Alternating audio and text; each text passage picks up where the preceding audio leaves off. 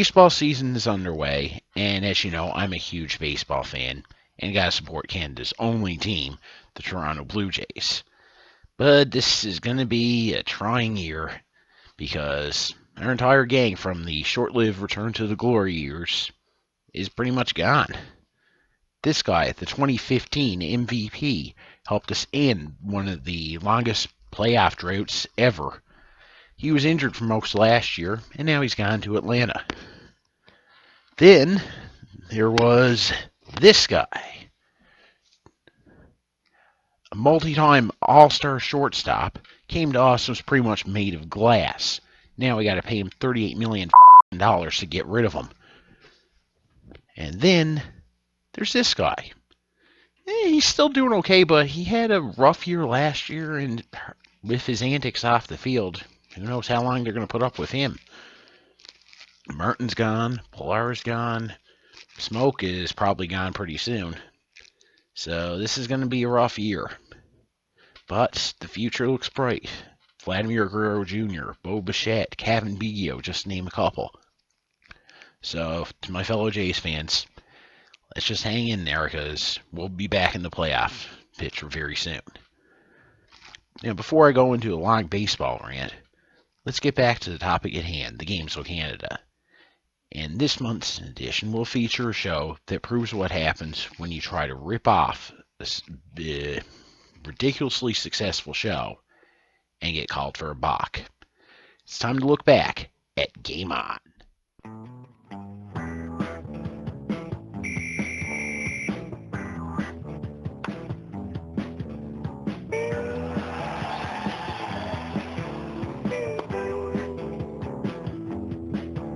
Hey fans, think you know sports? It's time to put the armchair quarterback on trial. It's Game On! And now, here's your host, a guy who knows the world will never be at peace until the Utah Jazz return to New Orleans, Tim Steve! Welcome to Game On, sports fans, where today we wrap up the regular season. I couldn't be more excited because this is the show that puts a little Chi-Chi in your Rodriguez, but we'd never turn your monster green. Okay. Game On was a sports trivia game show that debuted in 1998 on the Global Network and was canceled in 2000 for a total of 2 seasons. The host of Game On is New Brunswick-based stand-up comedian Tim Steeves, who overall does an okay job. He seems to show a genuine interest in sports, and he's funny and he keeps the game moving. The show follows a gimmick that Tim was producing the show himself out of his basement, and in keeping with that gimmick, along for the ride as the co-host is Tim's younger sister, Jennifer, portrayed by actress Jennifer Hill. In actuality, they're not related, and Jennifer Hill is an actress and model who is pretty much there just to be eye candy. They'll tell you that she's the official scorekeeper, but it couldn't be more obvious.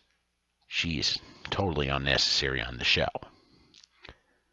She looks and sounds bored all the time, seldom interacts with Tim or the contestants. In fact, she barely talks at all. Also in following with the gimmick, with Tim being behind the show, there's a running gag with things like Tim running back in on the set after a commercial break, from a check on dinner, or check the almanac when a contestant gave a wrong or a debatable answer, or coming out of the washroom. Even one time a pizza delivery guy came in just before the final round. All of this would have worked if it wasn't for the fact that the set is huge. There's a whole grid of TV monitors and TV quality cameras.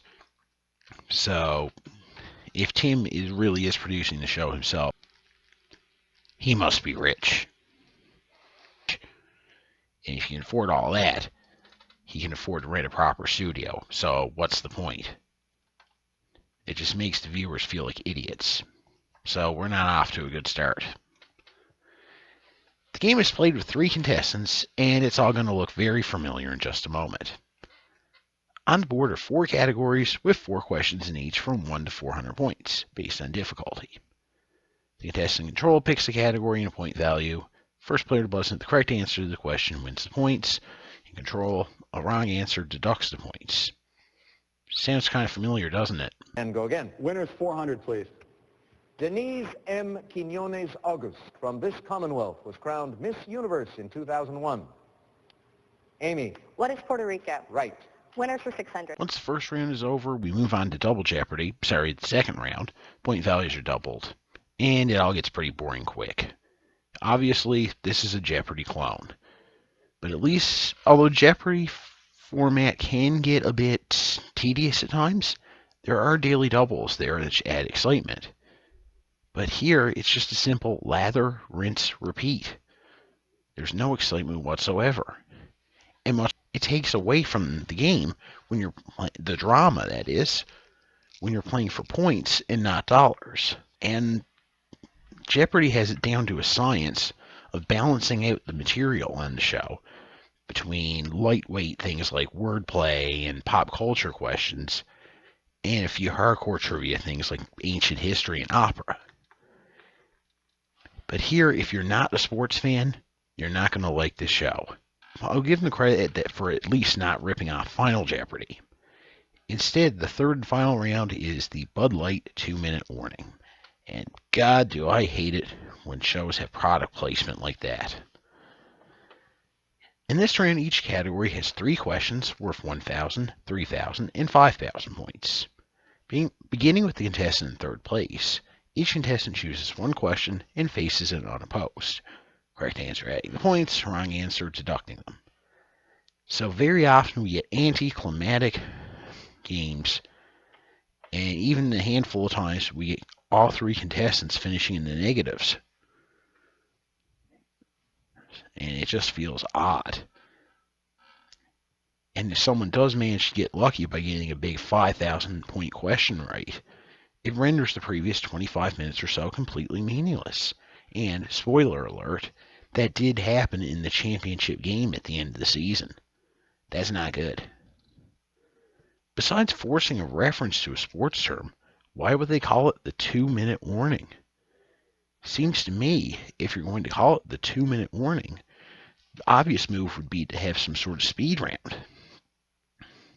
But anyway, contestant with the highest score at the end of the round is the winner and gets to hold the trophy until the next show, before returning on that show to defend the title, and they can do so for up to 5 wins. Why are they just getting a trophy? Well, this is all played like a tournament. The top 3 scorers at the end of the season return for the championship game, where they'll play one game for the grand prizes. I hate when game shows do that. It's stretching the budget. They couldn't have thrown even a couple of bucks at the winner each day. They don't even update us throughout the season on who has the highest score in the leaderboard or anything. There's the potential for once the season is winding down and you've got 3 new players, you know neither one of them is going to make it to the championship game. So it becomes a meaningless game, and why would you really watch? Incidentally, you're probably wondering what kind of prizes were they playing for if they were saving the budget for the entire season. Well, third place got a 27-inch TV and a Bud Light swag pack.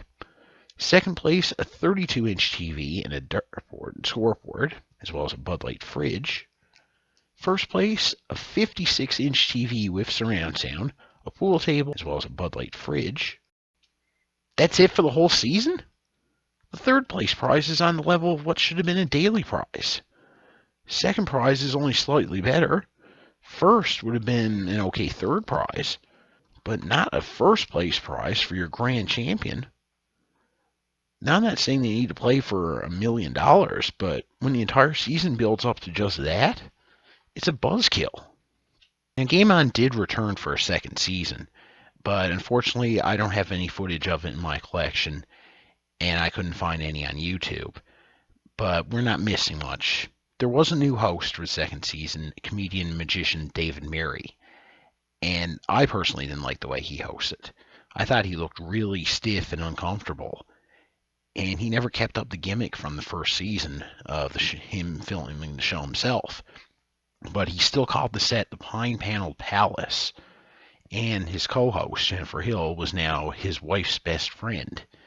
So it was as if they were trying to drop the gimmick, but at the same time, they only half-assed it. You got to pick one way or the other, people. And the other weird thing was co-host Jennifer Hill was now suddenly a sports expert. Anytime the contestants got stumped on a question, David would offer it to her, and she got it right pretty much every time. So I don't see why they did that. Now we got a continuity problem.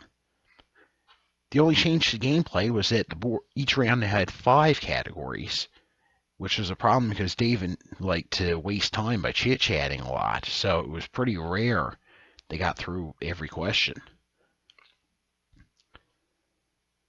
And there was an oddity going into the championship game in that season. The regular season ended with a 3-time champion who never got a chance to go for the 4th or 5th win, but yet he still qualified for the championship game. So now it's kind of unclear whether or not they decide who goes into the championship game by total points, by a per game average, or what.